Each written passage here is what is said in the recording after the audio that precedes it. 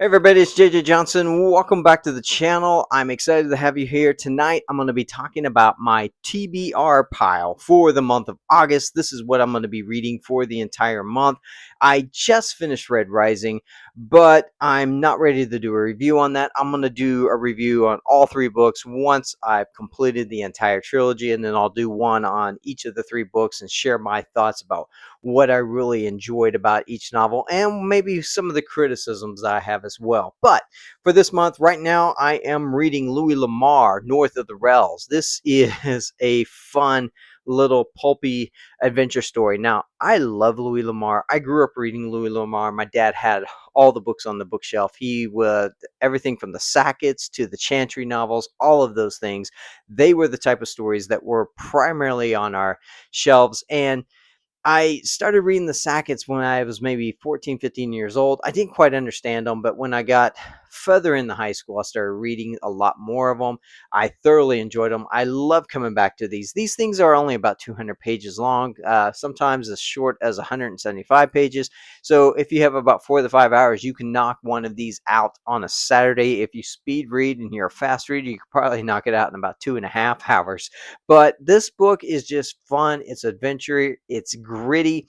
And it's one of those stories. I think these are the type of stories that we need more of. We need stories where boys and men can just have characters who are just good guys versus bad guys, and there's very little moral gray. They're the type of guys that stick up for women and for the weak and for those who maybe aren't necessarily having the right ability to fight for themselves. This is the type of story that I love, and this is why I keep coming back to the Louis L'Amour. I'm going to be doing a lot of Louis L'Amour reviews on the channel because even though westerns in some people's eyes, I don't think they're dying off. I actually think that they are making a comeback in fiction, and I think the short pulpy works of like the Louis L'Amour and Ray Bradbury and Isaac Asimov, I think they're also starting to make a comeback. So Northern Rails, that's what I'm reading right now. It's absolutely amazing. And of course, next week I'll be taking a day off. Every year I take my birthday off, and it's a holiday for me at work. It's a floating holiday.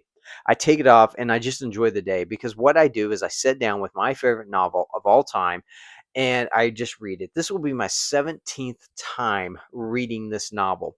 And this is a tradition I've had for the past 7 to 8 years where I take every year off on this day and I reread Fahrenheit 451. I first read Fahrenheit 451 when I was 13 years old.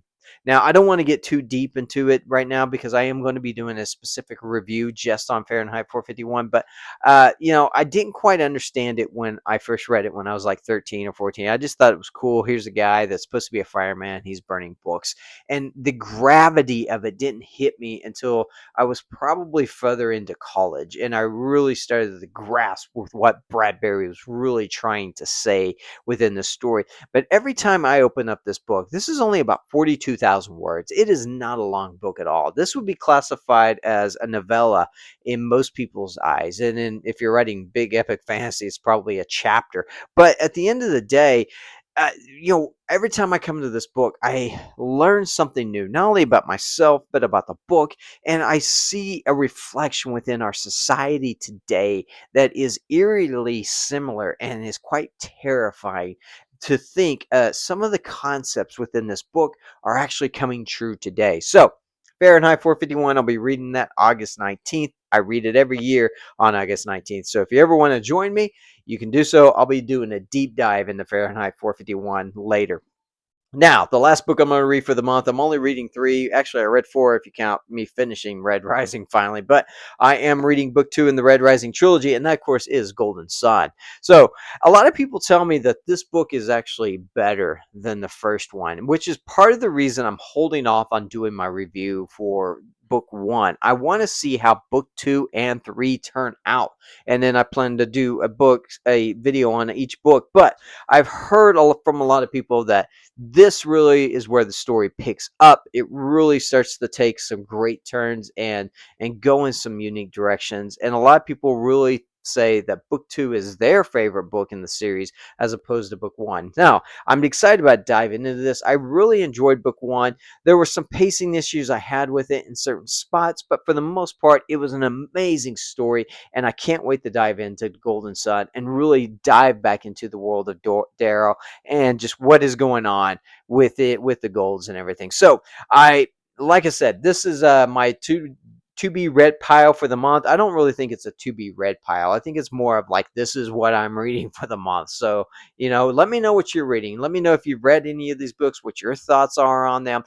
Comment below and tell me what your book is that you're checking out for the month. And if you have a recommendation that you think I should check out as well, awesome, give it to me. I'll add it to my ever-growing stack of list of books that I'm supposed to read. So anyway, don't forget to like, comment, and subscribe, and I'll see you all in the next video. Later!